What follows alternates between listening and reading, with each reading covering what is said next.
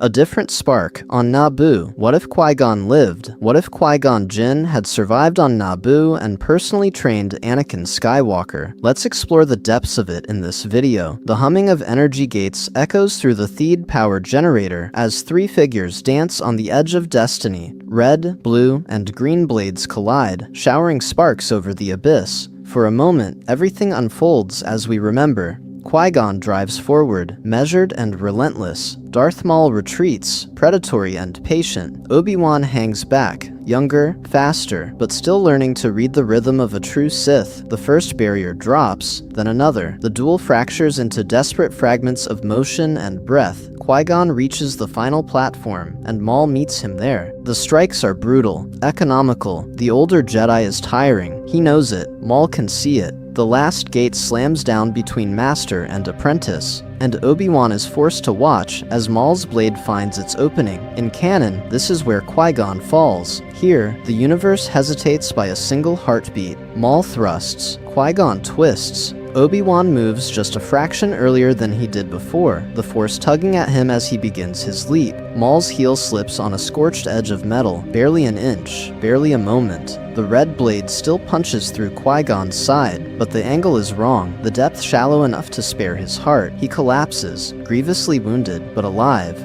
Obi-Wan's rage-fueled assault still sends Maul tumbling into the shaft. The Sith is cut in half, destiny apparently satisfied. Yet when Obi-Wan crawls to the platform's edge, he finds not a dying master whispering last wishes, but Qui-Gon gasping, conscious, one hand pressed to the burning wound as he forces his breath to steady. This matter is not up for debate in his mind. He will not let the boy go. As healers work over him later, and the Queen's victory echoes through the palace, Qui-Gon clings to one conviction: Anakin Skywalker is the chosen one, and he will be the one to train him. The Council may protest, the Code may bristle. Still, he was hardly going to sit by and allow this to happen again, to watch another potential savior be swallowed by fear and inaction. So what happens when that one spared heartbeat bends the saga off its rails? In this timeline, we'll follow Qui-Gon's living Force philosophy, colliding with the rigid Jedi Council, and a very different childhood for Anakin under a wandering, rule-breaking master who listens to his emotions rather than suppressing them. We'll watch Obi-Wan struggle with his own place beside them, and track how Palpatine adjusts his plan when the boy he wants is guarded by the one Jedi most inclined to distrust the Republic's polished politicians.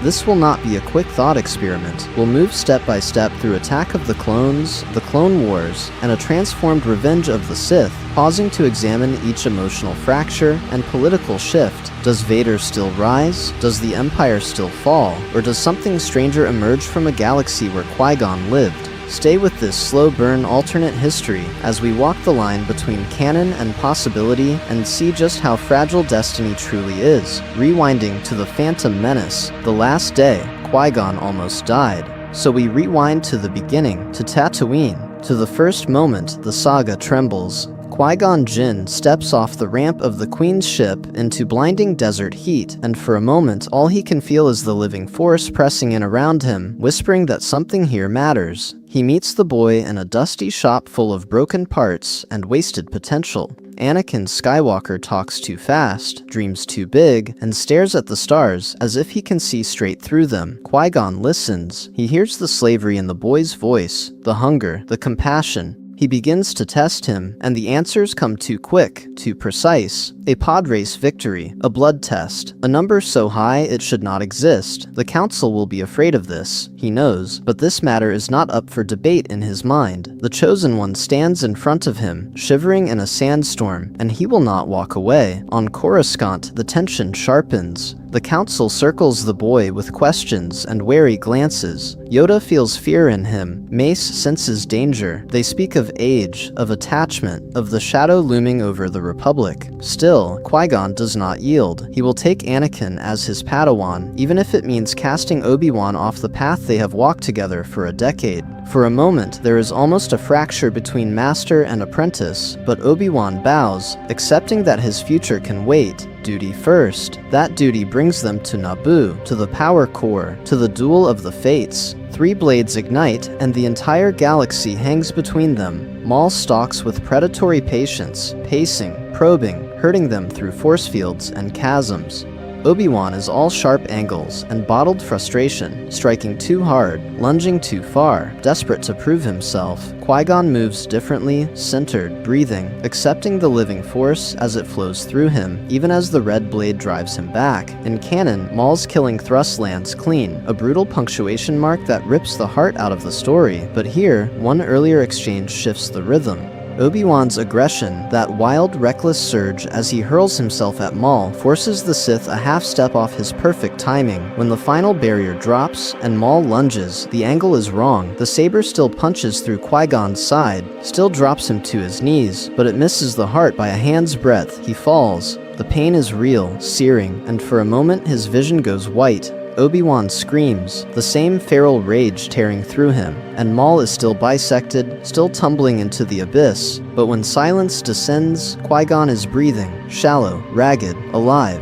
The scene fractures into motion. Obi-Wan skids to his master's side, hands slick with blood as he presses down, begging him not to die. Naboo guards call for med droids. Royal healers sprint through gleaming corridors. The Council is informed. The Maverick Master who defied them clings stubbornly to life. Hours later, he floats unconscious in a medical capsule, wrapped in bacta and humming machinery. On the other side of the glass stands Anakin, the boy pressing his palm to the surface as he watches the slow rise and fall of Qui-Gon's chest. He can see something forming there, a bond deeper than titles or council decrees. Somewhere on Coruscant, Darth Sidious pauses in his careful plotting, feeling a faint disturbance he cannot yet name. Still, he was hardly going to sit by and allow this to happen again. The next moves would have to be sharper. Let's explore the depths of it in the next chapter. As Qui-Gon wakes, the Council hesitates, and Anakin's path begins to bend away from the story we thought we knew. The Council's dilemma, a living force. They can't control on Coruscant. The news arrives in pieces. First, that the Sith warrior is dead. Then, that Qui-Gon Jinn is not. For a moment, the High Council chamber feels smaller, as if the very walls are listening, as he can see each master silently recalculating what this means for the boy from Tatooine. Mace Windu stands at the center of it, hands folded, gaze fixed on the cityscape beyond the tall windows. Maul's death confirms the darkness they had dismissed as rumor, and the survival of the man who brought the boy here twists the knife. He begins reviewing their last audience with Qui-Gon, the warnings about the Sith, the insistence on the prophecy, the quiet refusal to bend. They had almost lost him while telling him no. Yoda sits still, ears low, eyes half closed. Age, fear, attachment. The words echo in the room as he remembers the way Anakin's voice shook when he spoke of his mother. The shadow he sensed around the boy has not faded. Still, he was hardly going to sit by and allow this to happen again, to ignore the will of the Force, if it had dragged Qui-Gon back from the edge for a reason. The debate begins sharp, controlled, but the tension is obvious. Ki-Adi-Mundi argues that Anakin should be kept in the temple, not as a Padawan, but as a subject of study and strict supervision. The Sith have returned. The boy's power and instability make him a risk they must contain. Mace agrees in principle. The Order has survived by discipline, not by indulging dangerous exceptions. If Qui-Gon's defiance nearly cost them one master, what might this child cost them all? Yet guilt sits between their words. They know Qui-Gon warned them. They know they doubted him. And now the Sith are no longer a theory, but a corpse on Naboo. When Qui-Gon's hollow finally shimmers to life before them, or perhaps, as he's wheeled in on a quiet hover chair, the chamber's practiced serenity fractures. He looks pale, tired, but his voice is steady. He repeats his conviction without apology. Anakin must be trained. Not as another obedient cog, he says, but as a living instrument of the living force, a corrective to an order that has grown blind, staring at its own rules. Mace's jaw tightens. This matter is not up for debate, he wants to say, yet he can see that it is, because the Force itself seems to be arguing through Qui-Gon's survival. Yoda listens, eyes narrowing as he weighs centuries of doctrine against one stubborn Jedi who refuses to let the Council own the Chosen One. Let's explore the depths of it, he thinks, not in prophecy, but in what stands before them now. The compromise they reach is reluctant, almost bruised. Anakin will not be bound to the temple as a specimen. Once Qui-Gon recovers, the boy will become his Padawan. But Obi-Wan is to be knighted early, rewarded for defeating the Sith, and kept close to them both as a stabilizing influence and a quiet safeguard. On the surface, it sounds balanced. In truth, they have just created a triangle the galaxy is not prepared for, and as Palpatine hears of this decision and begins to adjust his own designs, the real fracture in Anakin's future quietly opens. Master and apprentice, redrawing the bonds on paper, the solution looks elegant. In practice, it begins with a small, almost invisible wound. Obi-Wan stands in the temple hall, the light from Coruscant's traffic lanes striping the floor as he watches Qui-Gon and the boy approach the council chamber. He has just been told he will be knighted. Recognition, freedom, everything an apprentice is meant to want. Still, he can see the shape of the trade. His master's hand, once resting on his shoulder, will now rest on Anakin's. He walks beside them, half a step behind. Action first, reflection after. He knows he should be proud. He begins to rehearse the right thoughts, the right calm. Qui-Gon has always pushed against tradition. Of course he would argue for the chosen one. Of course he would insist. This matter is not up for debate. But for a moment, as the council doors loom, Obi-Wan feels less like a newly made knight, and more like a child being quietly set aside. From Qui-Gon's point of view, the picture is different, and far heavier. He can see Obi-Wan's posture, the careful distance, and it twists at him. The boy he took against the council's wishes is no boy now, but a man, disciplined, principled, already walking the path of the Jedi he himself never fully became. Obi-Wan has outgrown the role of apprentice. Holding him there would be selfish. Anakin, though. Anakin is something else entirely. Qui-Gon feels the living force around the child as a constant pressure, a current bending around a stone. This is not merely a student to be shaped. This is a fulcrum on which the Force itself is turning. Let's explore the depths of it. To Qui-Gon, training Anakin is not just mentorship, it is stewardship of a future no prophecy has fully named. The formal moment comes in a small ceremony chamber, not the grand halls. Simpler, quieter, more dangerous in its intimacy. Anakin kneels, hair still rough from Tatooine sands. As he tries to hold perfectly still, his heart is racing. He can see Obi-Wan to the side, hands folded, expression composed in that careful Jedi way that hides as much as it reveals. Qui-Gon's fingers are steady as he braids the Padawan lock, as he speaks the solemn words that have bound generations of master and student. When his hand settles on Anakin's shoulder, grounding him, the boy feels something he has never had a name for, a father's weight, firm but not crushing. For a moment, the temple, the council, even the promise of freedom from slavery all fall away. There is only that touch, and the quiet promise that he will not be abandoned again. Obi-Wan's chest tightens. He bows his head, because that is what a knight does when another bond is formed. Still, he was hardly going to sit by and allow this to happen again, this slow drift into attachment and indulgence that the code warns against. He tells himself he is watching for Anakin's sake. The truth is murkier. The new arrangement is announced with formal clarity. Obi-Wan is to be knighted, and rather than sent to some distant posting, remains attached to Qui-Gon's missions, not as a subordinate, not quite as an equal, but as a loose partner. On missions, they move as a trio, Qui-Gon at the center, Anakin at his side, Obi-Wan orbiting them both. To the outside eye, it resembles a small, wandering family. Anakin senses it immediately. Two models, two paths. Qui-Gon, who listens when the boy's emotions surge, who says the living force speaks through feeling as much as thought. Obi-Wan, who corrects his stance, his tone, his choice of words in front of diplomats, who insists that discipline is the only shield against the darkness that once consumed the galaxy, a rule-bending father figure, and a by-the-book older brother, pulling him in different directions as he tries to please them both. The friction starts small. On a relief mission, Anakin bristles at the suffering of refugees, demanding they divert their ship against council orders. Qui-Gon agrees, almost at once, trusting his instincts and the boy's outrage. Obi-Wan obeys, but later, in the quiet of the ship's corridor, he confronts his former master in low, measured tones. They are feeding Anakin's belief that his feelings are always right. They are teaching him that rules bend when he pushes hard enough. Qui-Gon listens, beard tilted, eyes thoughtful. He fears the opposite. He knows the council's tendency to smother what it cannot categorize. If he does not shield Anakin's spirit now, the Order will file down every edge until only obedience remains. Which is more dangerous? A boy who trusts his heart, or a weapon who trusts only commands? Pattern interrupt. The argument does not end with raised voices or a clear victory. It ends with silence, with both men turning away, each convinced he is protecting the same child from a different doom. Anakin, watching from the shadows of the corridor, feels the tension without understanding its roots. He only knows that his choices can make these two men he loves stand apart. And somewhere on Coruscant, a patient chancellor hears reports of this unconventional trio and smiles. A boy with two masters is a boy already learning to live between loyalties. For a moment, the future tilts, and the Force holds its breath. A different temple childhood, Anakin under a wandering master.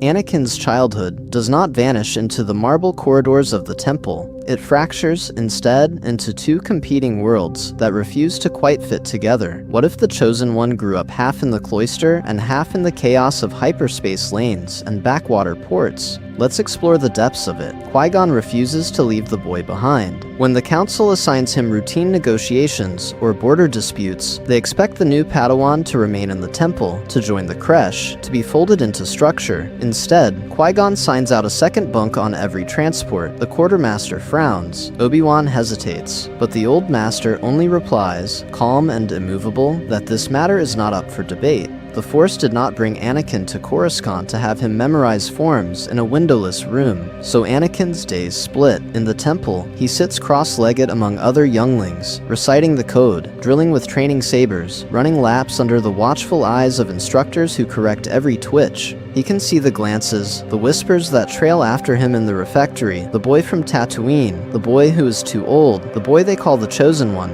in tones that are more wary than reverent. He struggles with the bells that dictate every hour, with meditation that demands emptiness when his mind is full of engines and memories and a mother left behind. Then the missions come, and everything changes. On Malastare, he helps coax life back into a failing hyperdrive, hands black with grease as Qui-Gon watches, nodding once as he feels the boy's instinctive bond with machines. On Ord Mantell, they share a cramped bunk room above a cantina, the air thick with spice and music, as he begins to understand that justice here is not a line in a text, but a negotiation over frightened faces. Out there, Qui-Gon praises his quick thinking, his questions, the way he feels danger a heartbeat before it appears. Meditation shifts as well, not silent chambers and candlelight, but plastic benches and bustling spaceports. Qui-Gon sits beside him amid the roar of engines and shouted announcements, instructing him to close his eyes and stretch out to sense the currents of fear, joy, and patience in the crowds. The living force, he says, is not a distant prophecy. It is the child crying over a lost toy, the pilot hiding panic behind a steady voice. For a moment, Anakin actually prefers this stillness that is not empty, but full. There are smaller, quieter rebellions.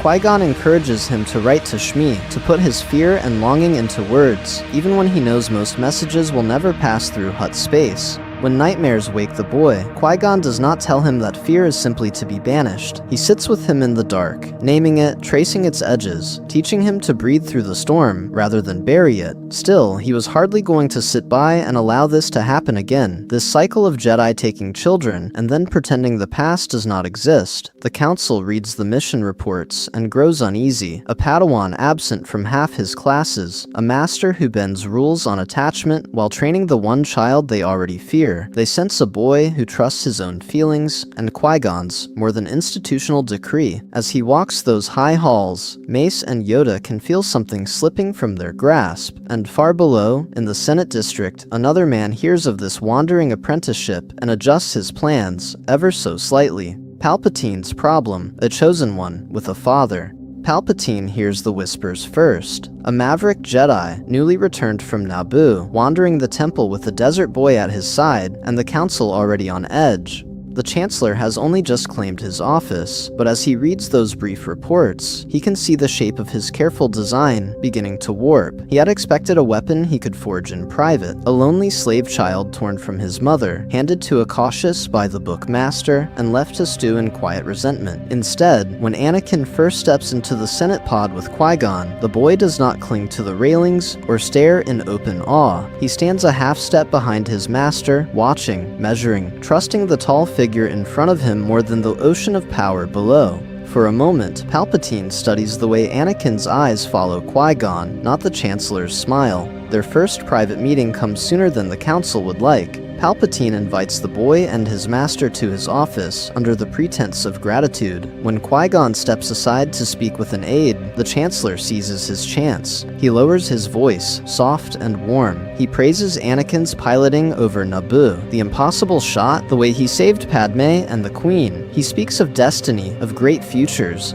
He knows these words, once wrapped around the boy's heart like chains, but this time, Anakin only brightens and says, "Master Qui-Gon says the Force guided me. He believed I could do it before anyone else did." The validation lands, but it lands second. Palpatine feels it, a subtle, infuriating displacement. He is no longer the first voice to tell the boy he is special, so he recalibrates. Still, he was hardly going to sit by and allow this to happen again. If he cannot easily drive a wedge between a Padawan and a master who already questions the Council, then he will move wider. He begins to speak, ever so gently, of how difficult it must be for Anakin, surrounded by Jedi who fear attachment, who mistrust change, who cling to old codes while the galaxy burns at the edges. He does not attack Qui-Gon, that would be foolish. Instead, he praises him.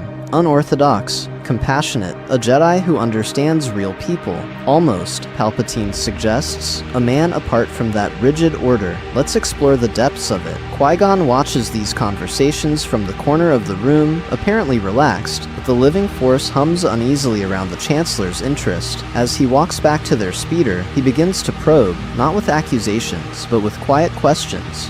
Politicians are trained to tell you exactly what you want to hear, Anakin. Listen beneath their words. Listen to how the Force feels around them. It is not enough to name a Sith, but it is enough to plant a splinter of caution. This matter is not up for debate in Palpatine's mind. If he cannot isolate Anakin through neglect and fear, he will corrupt him through higher ideals. He will speak of compassion, of justice, of the need to protect those the Council ignores, using Qui-Gon's own language, twisted, until the boy cannot tell where his master's teachings end and the Chancellor's poison begins. And as the first murmurs of separatist unrest reach Coruscant, Palpatine sees his opening forming in the distance, a war that will demand exactly the kind of impossible choices a chosen one with a father cannot easily refuse.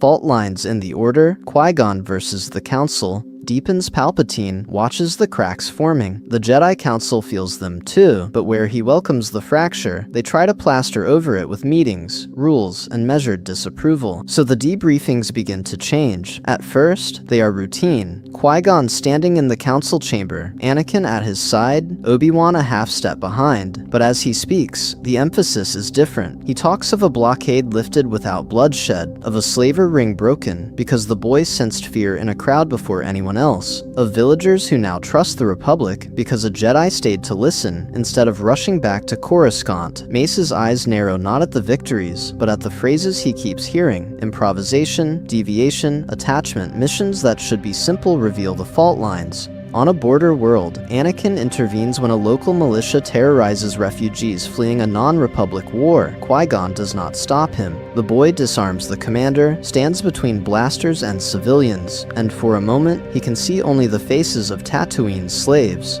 Later, in the council chamber, Qui-Gon's report is calm. The Force led them there. The Force demanded they act. The Council's response is colder. That conflict was outside Republic jurisdiction. Their mandate was observation, not interference. This matter is not up for debate. After the session, the real argument happens behind closed doors. Mace stands rigid, hands clasped, as he insists Qui-Gon's focus on the living Force blinds him. There are disturbances gathering around the boy, shadows that don't match his age. He knows danger when he feels it. Yoda, quieter, leans on his Geimer stick and wonders aloud whether the Order's own fear is stirring those shadows, whether clinging to procedure in the face of prophecy is its own kind of darkness. Force. Let's explore the depths of it, he suggests, but Mace's jaw tightens. The galaxy is changing, someone has to hold the line. Obi-Wan is the one trapped in the middle. He begins each debriefing ready to translate, to turn Qui-Gon's defiance into something the Council can swallow. He points to results, to lives saved, to the boys growing control. In private, though, he urges compromise. A word less sharp here, a bow of the head there. The temple raised him. Its halls taught him discipline and gave him purpose. Still, he was hardly going to sit by and allow this to happen again, to watch another rift widen until it swallows master and apprentice both. Anakin watches all of it. He studies Mace's stern questions, Yoda's troubled silences, the way doors close when decisions truly matter. He also studies the way Qui-Gon refuses to flinch. The Council becomes, in his mind, not a family, but a tribunal, respected,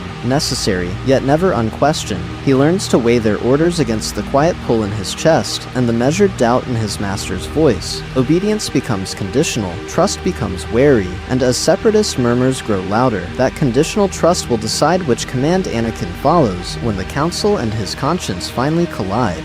A boy between worlds, Anakin's inner weather at 13. At 13, the boy lives between worlds. Not just between Tatooine and Coruscant, or between the Order and the Senate, but between the child who is owned and the Jedi who is still being written. To see what Qui-Gon has made of him, we have to follow him through an ordinary day that refuses to stay simple. Morning begins in the temple, in a practice ring washed in pale light. Anakin's blade hums as he moves through Ataru sequences, feet quick, shoulders tight. He pushes too hard. A strike lands with more force than needed, sending another Padawan stumbling. There's a flicker in his chest, shame, then anger at himself for the loss of control. The instructor opens his mouth to rebuke him, but Qui-Gon is already stepping forward.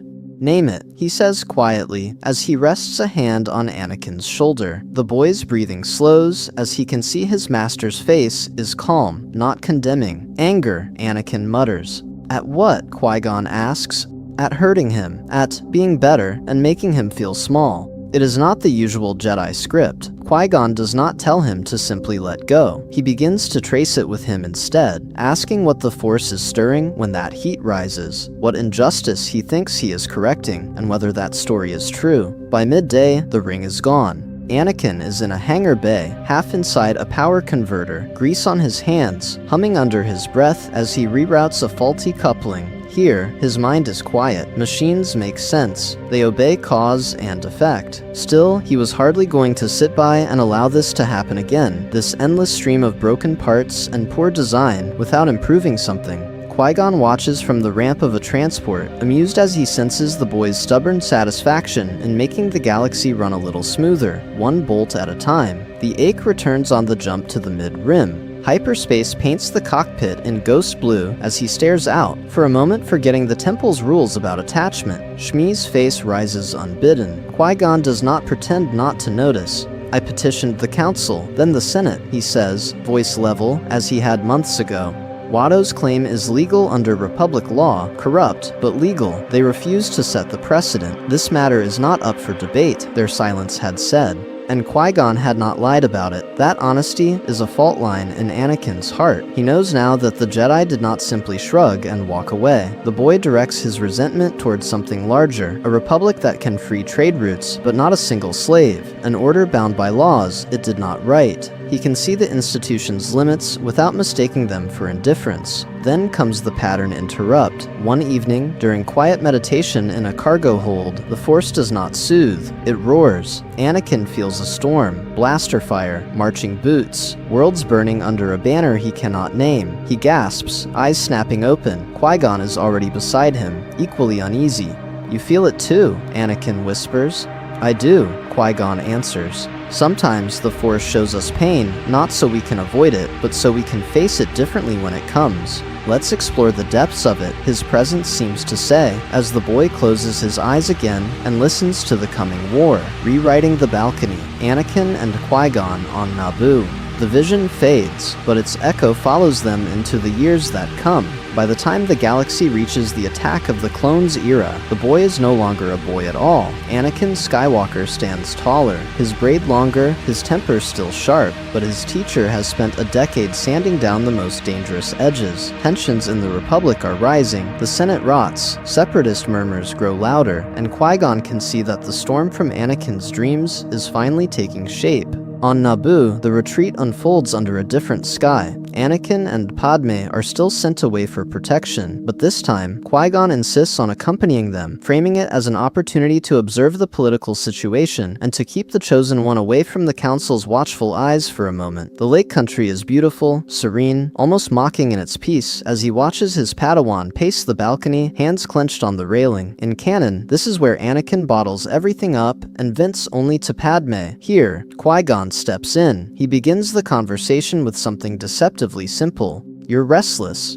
Anakin doesn't deny it. He speaks of the Council, of missions refused, of visions dismissed. He knows something is coming. He can feel it as surely as engine vibration under his fingers. Yet the Council responds with patience that feels, to him, like condescension. "I could help more," Anakin says, anger slipping through. "They hold me back. They don't trust me." Qui-Gon does not offer the usual rebuke. Instead, he leans on the railing beside him, and for a moment, simply listens. "You're right that they move slowly," he concedes. "Institutions always do. The Order fears another fall, another Sith, and so they chain what they don't understand." He lets that land. But impatience is a blade, Anakin. Turned outward, it becomes cruelty. Turned inward, it can become despair. Or, if you let it, it can be fuel for patient reform. This matter is not up for debate, his tone implies, but it is not a dismissal, it is a boundary. He speaks of the living force, of acting in the present without letting frustration curdle into hatred. He even admits his own clashes with the Council, how often they ignored him, how he still was hardly going to sit by and allow this to happen again with Anakin's gifts. When Anakin later stands alone with Padme on that same balcony, the conversation changes. He is still intense, still idealistic, still railing against corruption in the Senate and the paralysis of the Jedi, but the desperation is muted. He doesn't need her to be his only confidant anymore. He can see her as a partner to be persuaded, not a lifeline to be clung to.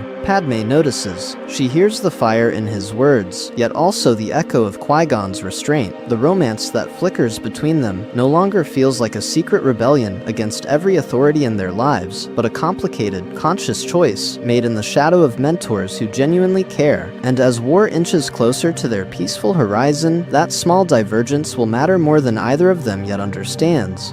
Shadows on Tatooine, the Tusken Crisis. Reimagined war inches closer to their horizon, but it does not arrive first on Geonosis. It arrives in Anakin's sleep. The dream takes him the way a sandstorm takes an unwary traveler, sudden, blinding, merciless. Shmi, bound to a rough wooden frame, her breath ragged, the Tusken tense behind her, the taste of iron and dust in his mouth as he hears her whisper his name. He wakes with a strangled cry. For a moment, the temple ceiling is not stone, but canvas, the hum of Coruscant's traffic replaced by desert wind.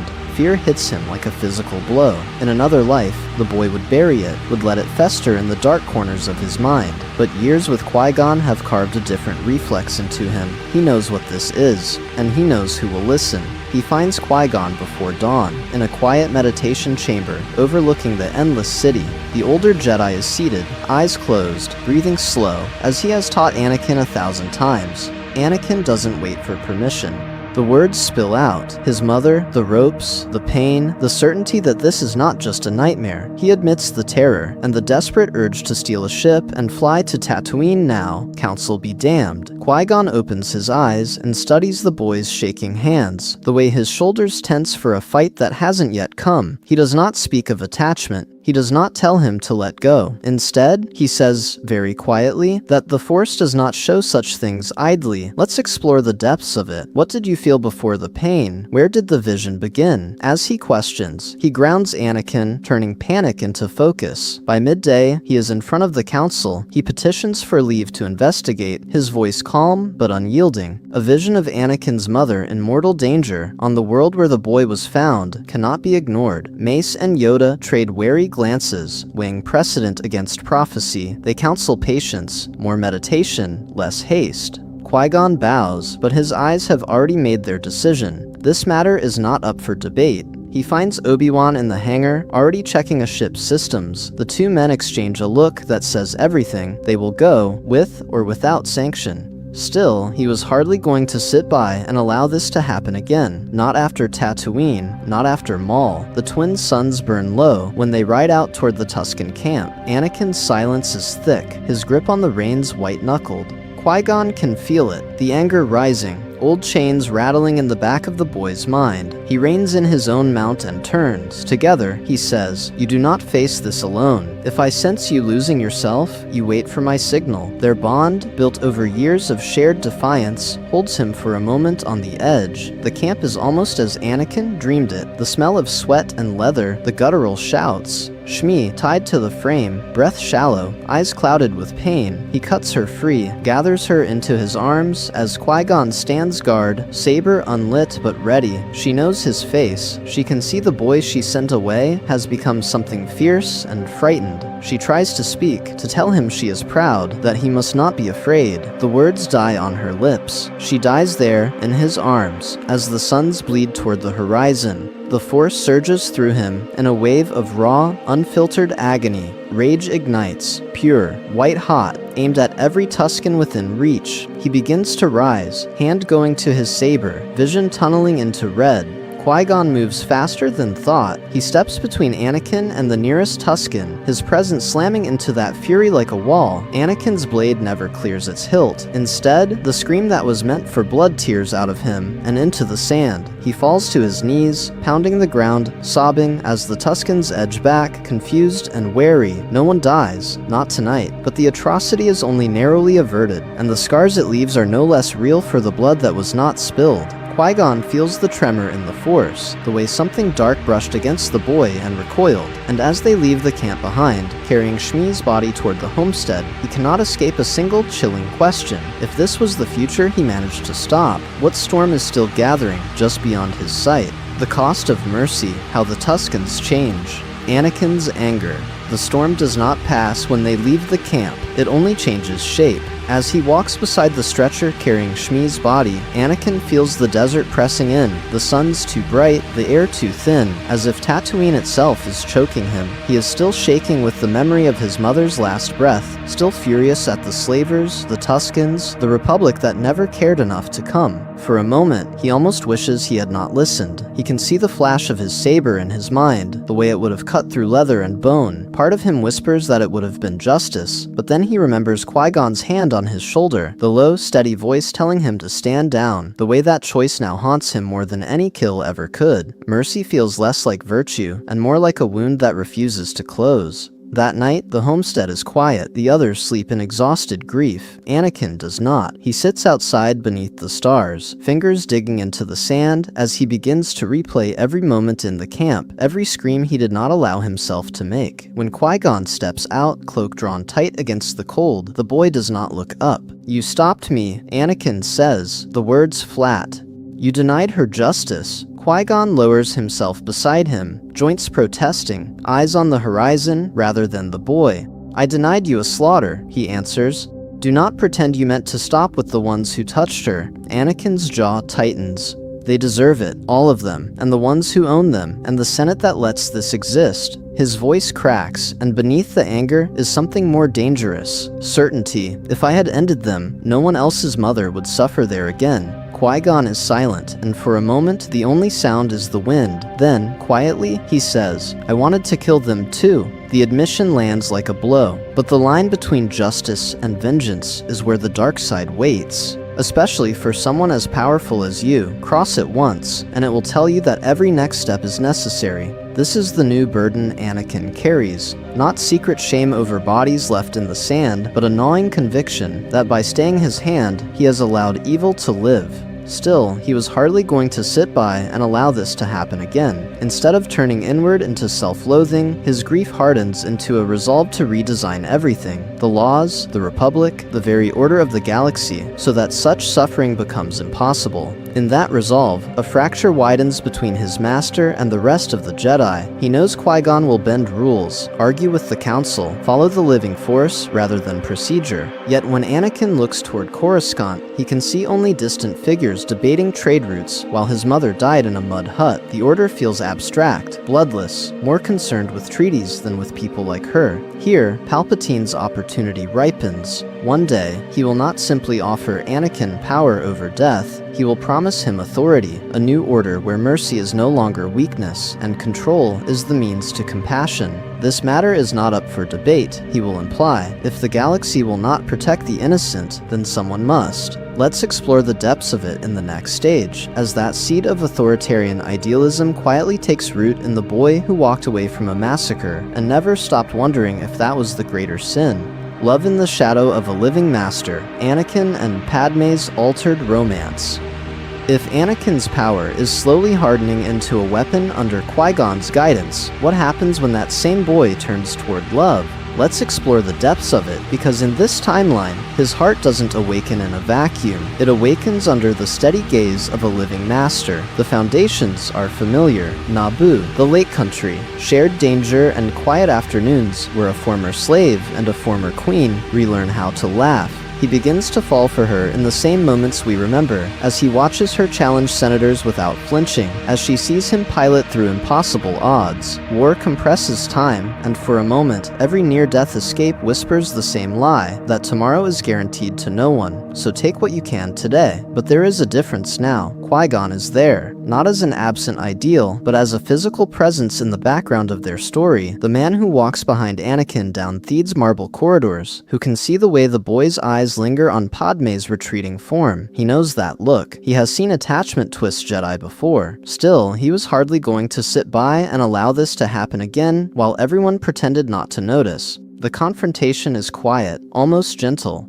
On a balcony above the lake, as evening paints the water gold, Qui-Gon speaks. No thunder, no council decree, just, you care for her, more than a Jedi should. Anakin stiffens, prepared for the old litany of failure and sin. Instead, Qui-Gon continues, his voice low. The code is clear. Duty first. Divided loyalties can cost lives. This matter is not up for debate, but he will not lie. The heart does not vanish because an order wishes it so. For the first time, Anakin's love is named without being poisoned. It is not a forbidden addiction whispered in shadows. It is a choice dragged into the open. He can see the cost now. Missions delayed because he worries for her. Visions of loss that might drive him to reckless acts. Yet the very fact that Qui-Gon has acknowledged it, instead of shaming him into silence, makes him feel less trapped than in canon. If he stays with Padme, he must own that decision and the harm it could cause, instead of pretending he is a victim of fate. Padme's path bends as well. She respects Qui-Gon, the man who freed the boy she once met on Tatooine, and then argued with the Council on his behalf.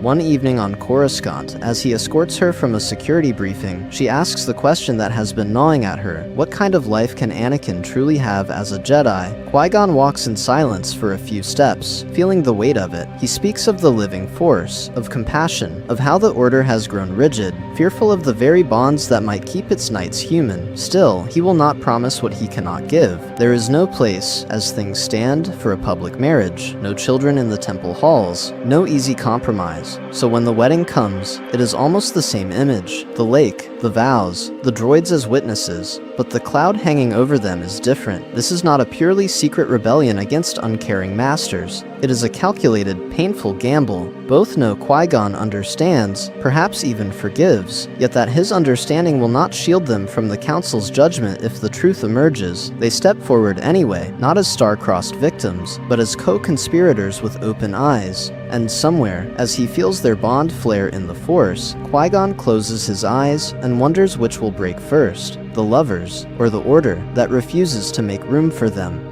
War erupts. The Clone Wars. Under Qui-Gon's shadow, War comes not with a scream, but with a vote, as the Senate grants emergency powers, and the word clone stops being a rumor and becomes an army. Qui-Gon can feel, for a moment, the Force recoil. The Order stands in the High Council chamber, watching gunships rise, and he knows something fundamental has shifted beneath their feet. On Geonosis, that shift becomes real. The rescue of Obi-Wan, Anakin, and Padme does not begin with sabers igniting in the arena dust. It begins in the catacombs, where Qui-Gon walks beside Mace Windu and speaks quietly but firmly of parley.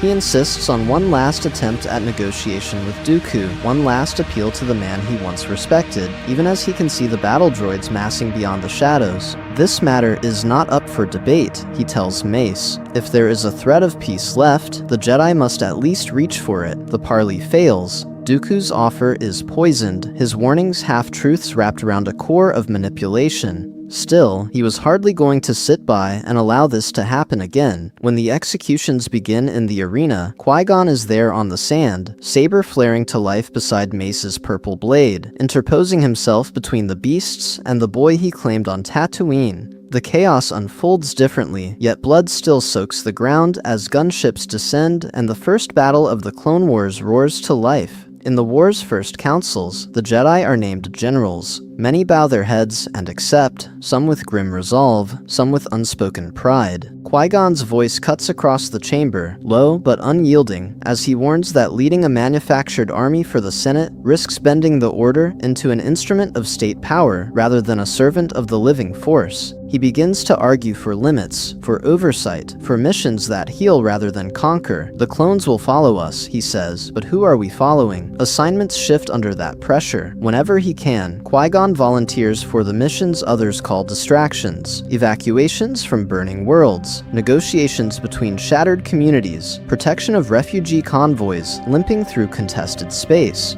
Anakin and Obi-Wan are dragged with him into corridors filled not with glory, but with smoke and crying children. On Christophsis, he diverts gunships to shield fleeing civilians, instead of encircling a separatist commander. On Ryloth, he orders a retreat rather than bombard a city that refuses to evacuate. The cost is measured in lost tactical advantages and stern council reports. The gain is written on Anakin's face as he watches survivors step from rubble instead of coffins. Anakin's legend still grows. The boy is brilliant, reckless in flashes, a pilot who turns starfighters into extensions of his will.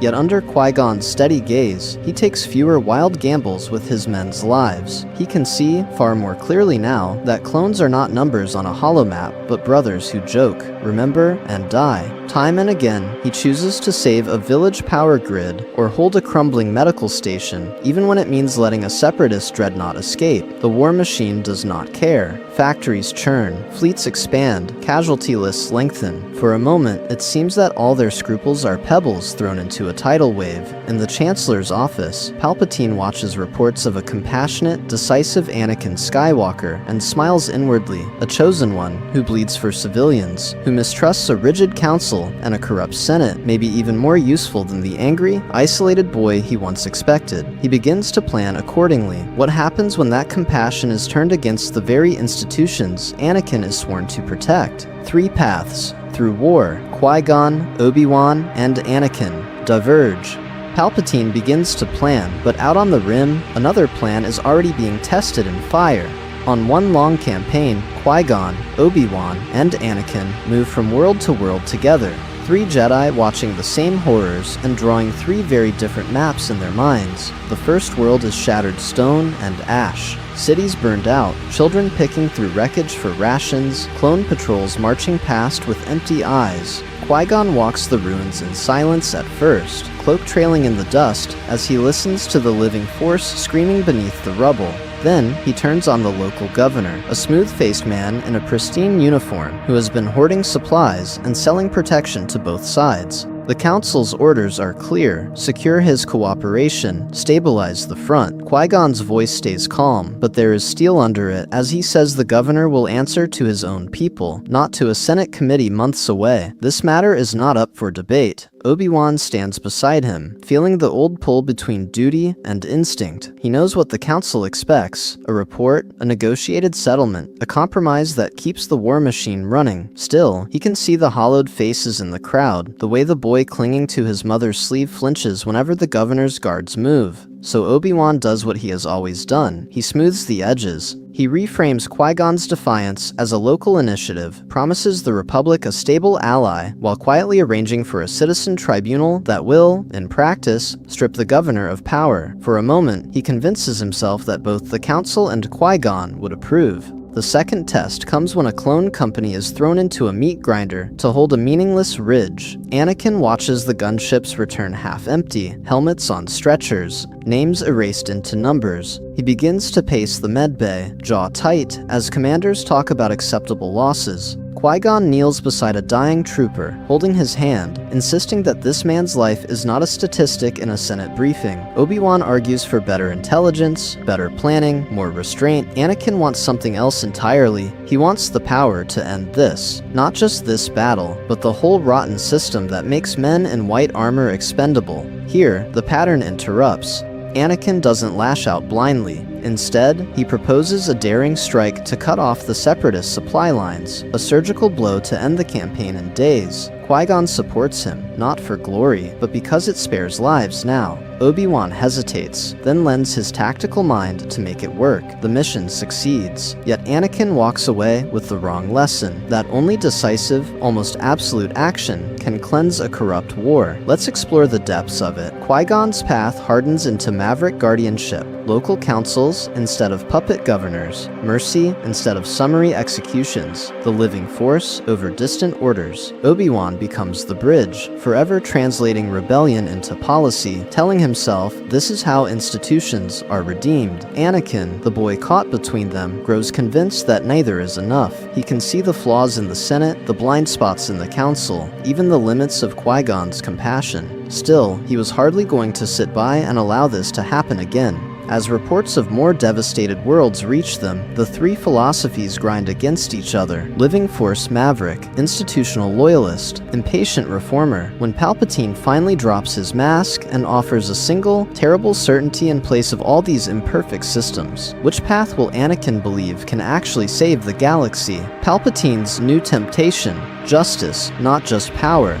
What happens when Palpatine finally realizes that fear of loss is no longer the easiest chain to wrap around Anakin Skywalker, and instead reaches for the boy's hunger for justice? Let's explore the depths of it as the war grinds toward its bloodiest year. The meeting is private, late, and carefully staged. Coruscant's sky is a smear of traffic lanes and distant fire, the city still trembling from the latest Separatist raid. Anakin stands at the viewport in the Chancellor's office, jaw tight, eyes on the smoke.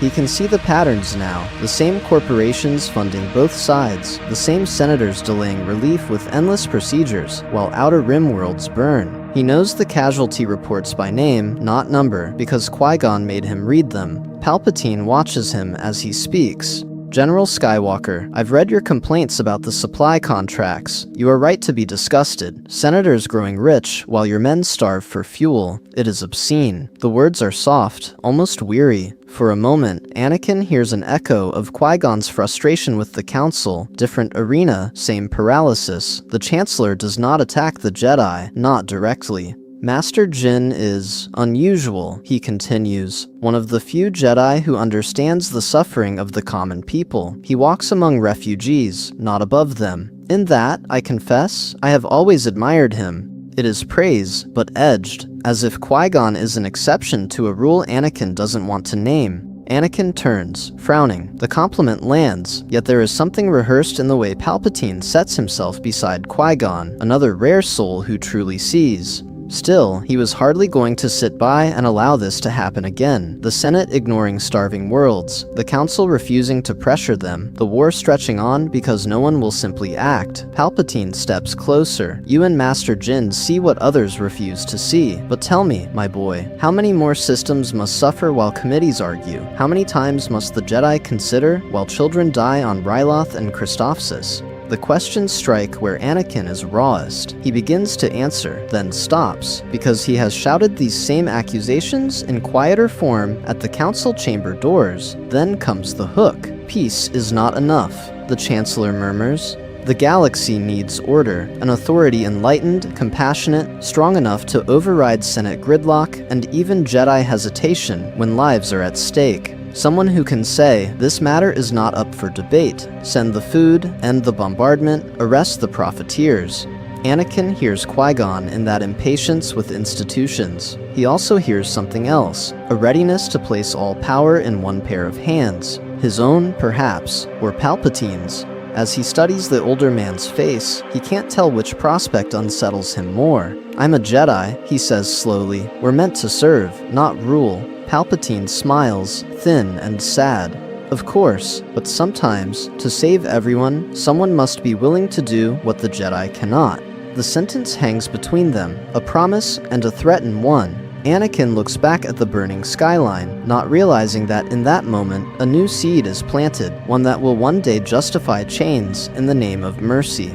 Visions of death, Padme, prophecy, and Qui-Gon's calm. The war burns on. Coruscant's skyline still glows with distant fire as Anakin returns from another campaign. A celebrated general, the boy from Tatooine, now the Republic's golden weapon. But beneath the applause, something darker begins to stir. In the quiet hours, in the rare moments when he actually sleeps, he sees her.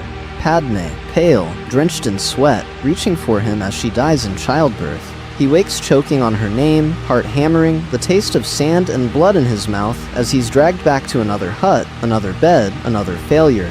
For a moment, he can't breathe. Shmi's screams echo under Padme's gasps, and he knows this is not just a bad dream. The Force presses in around him, heavy and cold, as he begins to understand that the same tide that once swept his mother away is rising again. In canon, he hid this. Let it rot in silence. Here, he does not. Still, he was hardly going to sit by and allow this to happen again. He goes first to Padme's apartment, cloak half-fastened, eyes wild. She meets him at the door, already sensing the storm. He can see the way her hand trembles before she steadies it on his arm. Anakin spills everything in a rush. The bed, the blood, her breath stuttering and then stopping. His voice cracks as he describes the way the Force seemed to close around her, as if the future itself were strangling her. Padme listens. She does not flinch. When he finishes, she only says, very softly, that they should call Qui-Gon. The older Jedi arrives, wrapped in night robes, bare feet silent on the polished floor. He does not brush the dream aside, does not tell Anakin to meditate it away. He sits across from him, the city's glow framing his tired face, and asks Anakin to walk through every detail again. As he listens, eyes half closed, his presence is steady, rooted in the living force he has always trusted more than prophecy or vision. The future is motion, Qui-Gon says at last. A wave, not a wall. What you saw may happen, it may not, but if you decide it must happen, if you clutch at it, the Force will twist around your fear. Anakin snaps back that he cannot simply do nothing. This matter is not up for debate, not when it is Padme's life. His hands shake as he speaks, fury and terror braided together. Padme stops him. I don't want you to lose yourself to save me, she says. Not to the Council, not to the Chancellor, not to anyone. Qui-Gon's gaze sharpens, catching the word Chancellor, but he lets it pass for now. Love that demands the universe bend before it, he adds quietly, is not compassion, it is possession, and possession always breaks what it clutches. For a moment, the room is very still. Anakin feels trapped between two abysses, to act and risk becoming a monster, to refuse and watch her die. He knows Palpatine will not speak of waves and walls. The Chancellor will offer edges, certainties, unnatural powers to hold back death itself. When that offer comes, it will not feel like pure salvation anymore. It will feel like a dangerous last resort gamble, a hand extended over a chasm he already knows can swallow him whole. The question is, when the moment arrives, whose voice will he hear more clearly? The man who promises control over death, or the one who tells him to let go? Let's explore the depths of it in the next turn of this story. The spy request. Council versus Qui-Gon over Palpatine. When the moment finally comes, it looks almost the same as in the story we know. Anakin stands in the council chamber, the city blazing beyond the tall windows, the boy certain he is about to be recognized for all he has done. For a moment, he can see it already, a seat among them, proof that he belongs. Mace's words cut that hope down with the same blunt edge. He will sit on the council, he will not be granted the rank of master. The air goes thin. Anakin stiffens, anger flaring, the insult burning deeper because he knows how often he has bled for them. This matter is not up for debate, Master Windu adds, voice flat, as he begins to turn the conversation toward the war. But the pattern breaks. Qui-Gon is there, standing at the edge of the circle, older now, hair more silvered, still carrying that air of quiet defiance. He does not sit. He rarely does. He watches Anakin's shoulders lock, watches the boy's jaw clench, and he can see exactly where this is heading. When Mace pivots to the Chancellor, the room tightens. Emergency powers, influence, the need for information. Mace's gaze settles on Anakin as he explains that Palpatine trusts him, that this makes him uniquely suited to serve as the Council's eyes and ears. The words are measured, but the meaning is not hidden. Then say it clearly, Qui-Gon cuts in. His voice is calm, but it lands hard. You are asking him to spy on a man he respects, to betray a friendship you have allowed, encouraged, when it suited you. The chamber shifts. Yoda's ears droop, his eyes closing for a moment as the dark side coils at the edge of his senses. He knows something is wrong around the Chancellor. He has known for some time. Still, he was hardly going to sit by and allow this to happen again. Another blind spot, another Sidious rising in their midst. Mace does not yield. Palpatine's reach, his manipulation of law, his hold over the Senate and the army, Mace lays it out with brutal clarity. If he has turned this war to his own ends, we must know. Anakin is the closest. That is the reality. Qui-Gon's answer is just as blunt. Use him as a weapon if you must, but not as an unwitting one. If you ask this of him, you will tell him why. All of it, no half-truths. Yoda opens his eyes. Transparency, there must be, he murmurs at last. Caution still wins, but not secrecy. The compromise settles over the room. They will seek the truth about Palpatine, and Anakin will hear, in plain words, what they fear. Later, in a quieter chamber, Anakin stands before them again. This time, Qui-Gon steps closer, not as judge, but as shield. He tells him exactly what they sense around the Chancellor, how the dark side gathers, how power clings to him. He does not soften Mace's suspicion, nor Yoda's dread.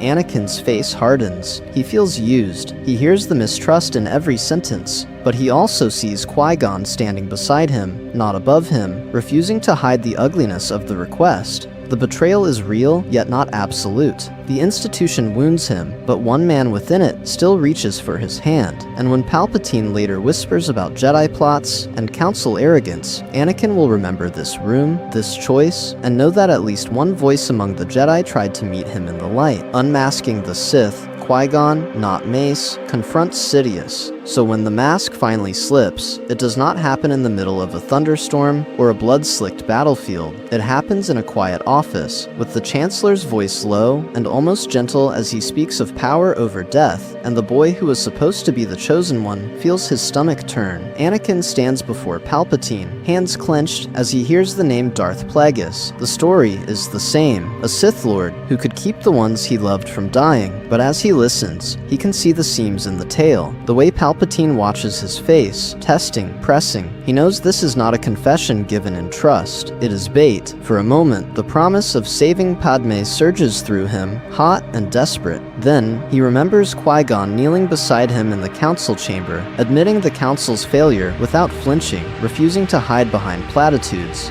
So when Palpatine finally says it, "I am the Sith Lord you seek," Anakin recoils, not with a drawn saber, but with a step back and a whispered, "No." The boy is shaking, torn between horror and the image of Padme's still form, on a bed he has only seen in dreams. Palpatine reaches out, voice silk and poison, urging him to stay, to learn, to understand that the Jedi are the true conspirators. But this time, Anakin does not kneel. He leaves. He does not run to Mace. He runs to the one man who has never lied to him. Qui-Gon listens in silence as Anakin pours it all out in their dim quarters, words tripping over one another. The Sith, the powers over death, the offer. As he speaks, he feels Qui-Gon's hand settle on his shoulder, steady, grounding. The older Jedi's face hardens, but not at Anakin, at the pattern he can see now laid bare. Still, he was hardly going to sit by and allow this to happen again. This matter is not up for debate, Qui-Gon says at last, voice low. We do not duel a sitting chancellor in the dark and call it justice. We bring the truth into the light. He begins outlining a plan that feels, to Anakin, both terrifying and sane. They will inform Mace. They will bring a small team. Obi-Wan, if he can be reached by Hollow, will witness. The goal is arrest, not execution. Public exposure, not quiet assassination. If the Republic is to survive, it cannot be on the back of a secret killing. The confrontation in Palpatine's office starts with words, not blades. Mace presents the charges. Qui-Gon stands slightly ahead of the others, not as an executioner, but as a shield. Palpatine's mask cracks. Lightning fills the room. 2 Jedi fall in the first blinding exchange. The air stinks of ozone and scorched stone as he hurls his full hatred at them. Yet Qui-Gon's stance is different from Mace's canonical fury. His saber work is tight, defensive, his focus on absorbing, redirecting, buying time. He calls out, not for surrender to him, but for the Chancellor to yield to the law. As he moves, he can see Mace's frustration, the urge to end this now, to strike. Still, Qui-Gon holds the line, turning lethal blows aside, refusing to let the fight collapse into a simple execution attempt. Anakin arrives to chaos, not conclusion. He bursts through the doors to find neither a helpless Chancellor nor a vengeful Jedi about to deliver a killing stroke. Instead, he sees a stalemate on a knife's edge. Palpatine is scarred, breathing hard, his saber knocked from his hand and skittered across the polished floor. Mace stands ready, jaw clenched. Qui-Gon is between them, one hand raised, saber low, voice calm but iron. The Senate will see what you are, Qui-Gon says. You will stand trial. Palpatine, hunched and hissing, seizes on the one weakness he knows still festers. Only I can save her, Anakin. Only I know how to stop death. His eyes lock on the boy, burning. They will let her die to preserve their precious code. For a moment, the room narrows to that single promise. Anakin stands between them now, literally and morally. Qui-Gon behind him, offering transparent law and a painful, uncertain path. Palpatine before him, offering absolute control in exchange for everything else. Let's explore the depths of it in the next part, as Anakin decides which future he is willing to damn to keep Padme alive. The choice rewritten. Does Anakin still fall? Anakin can feel both futures pressing in on him as if the Force itself is holding its breath. His fear is a living thing now, coiled around the single image that will not leave him. Padme, pale and dying on a cold table, his hands useless as he watches. He knows the Senate is rotten. Years under Qui-Gon have burned that illusion away. He has seen backroom deals, watched war profiteers smile through peace speeches, heard Qui-Gon say, weary and blunt, that the Republic is worth saving but not worshipping. Still, as he stands here, the boy inside him remembers every time the Council hesitated, every time they sent clones and rhetoric to fight a war they did not fully understand. The Jedi are losing something. He can see that, maybe the war, maybe themselves. And between those failures stands Qui-Gon, the one who listened when he spoke of slavery on Tatooine, the one who refused to hide his attachments, who taught him to feel the living Force instead of burying his heart under doctrine. That trust is complicated now, strained by years of argument, but it is real. It means that when Qui-Gon says, "We arrest him," he faces trial. Anakin hears not the Council's cold decree, but a man staking his soul on due process. In one path, fear still wins. Palpatine leans in on that old wound, the promise of power to stop death. Anakin's mind flashes to his mother, to the graves he could not prevent. He sees Mace's blade raised, or in this world, perhaps Qui-Gon's, ready to strike. For a moment, the old panic surges. His hand moves before thought. He lashes out, turning on the Jedi to save the only man offering certainty. This matter is not up for debate. His terror insists. If Padme dies, nothing else matters, but that outcome is less likely now. Qui-Gon has never lied to him about fear. He has walked Anakin through nightmares, sat with him in silence, rather than dismissing his visions as weakness. The sense of betrayal that fueled his cannon fall is muted. The council may have failed him, but Qui-Gon has not handed him over like a weapon. So another path opens. Anakin turns his blade, not on the Jedi, but on Palpatine. Not to kill, to end the performance. A slash to the arm, a cut to the tendons in the wrist that holds the hidden saber. A brutal, efficient maiming that leaves the Chancellor screaming, disarmed, and very obviously the aggressor. With Qui-Gon present, with his insistence on evidence and transparency, the Sith Lord cannot simply crumple and plead that the Jedi attacked first. The scene is too clear. The mask slips in front of witnesses, and there is a third possibility, more dangerous in its ambiguity. Anakin refuses to choose. He lowers his weapon and demands both men stand down, his voice cracking as he orders a ceasefire no one has authorized him to give. For a moment, everything wavers. Then, the fight spills outward, into the Senate corridors, onto hovering platforms, into the view of guards, aides, perhaps even holocams. The Sith are dragged into the light not by a clean arrest, but by a chaotic public struggle that no spin doctor can fully contain. In this timeline, the most plausible outcome is not a sudden christening of Darth Vader in a private office, but a messy constitutional crisis, with Anakin's soul still in play. The galaxy sees more truth than in canon. The Jedi see how close they came to losing him. Still, he was hardly going to sit by and allow this to happen again. Padme's life, his visions, the war itself, all demand an answer. The question is what price he will pay next, and who will be watching when he finally chooses, because someone will be watching, and not all of them will be allies. Order 66, under scrutiny. Can Qui-Gon save the Jedi? Someone will be watching, and when Palpatine finally moves, the whole galaxy will be dragged into that gaze with him. Because by this point, Qui-Gon has made sure the Sith are not just a whispered threat in a council chamber, they are a question echoing through Senate halls and HoloNet debates. The difference is not whether the trap exists, it is when it is sprung and who is already staring at the bait. The clone contingency orders are still buried in their minds. That part of the story does not change. Kaminoan contracts, encrypted files, the quiet hand of Darth Sidious guiding it all, those are already in place long before Qui-Gon ever pulls back a curtain. He knows this war is wrong in its bones, an unnatural conflict, and he has told Anakin and Obi-Wan as much. The question is not whether Order 66 exists, but whether the galaxy will accept the reason given for pulling the trigger. So imagine the moment Palpatine is cornered, but not yet toppled. For a moment, the Senate watches him stand in the center of the rotunda, cloak torn, face scarred by a very public duel. A red blade has already hummed to life before dozens of witnesses. Security recordings leak, senators whisper, and then, as he clutches a railing and speaks of treachery, he frames it all as self-defense. The Jedi tried to overthrow the Republic. He only survived their coup.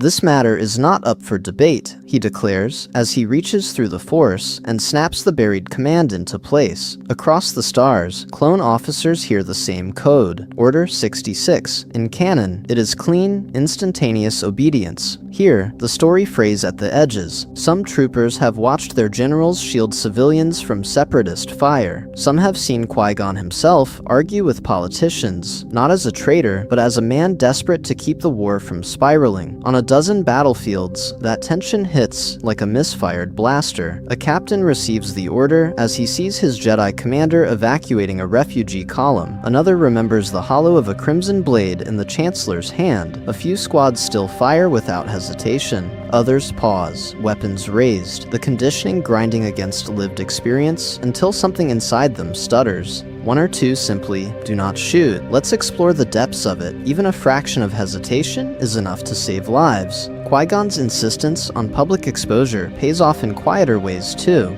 Months earlier, he began pushing for contingencies, telling mid-level Jedi to trust the living force, to prepare bolt holes and dead drops, to question the war's narrative. Yoda and Obi-Wan still vanish into exile. The storm is too great for them to stand openly. Still, scattered knights and masters slip away with small cells of clones, who refuse to fire, vanishing into the underlevels of Coruscant, the shadows of Corellia, the forests of Kashyyyk. The Empire is still declared. Palpatine stands before a frightened Senate, draping himself in the language of security and survival, yet the moral foundation beneath him is cracked. Rumors spread of a Sith-controlled Chancellor, of Jedi gunned down while protecting civilians, of clones who disobeyed because the story did not match what they had seen. The boy who was meant to be the perfect weapon can see that this victory is not absolute. Still, he was hardly going to sit by and allow this to happen again. Somewhere in that chaos, Anakin begins to sense that rebellion will not just be a matter of starships and soldiers, but of whose truth the galaxy chooses to believe next.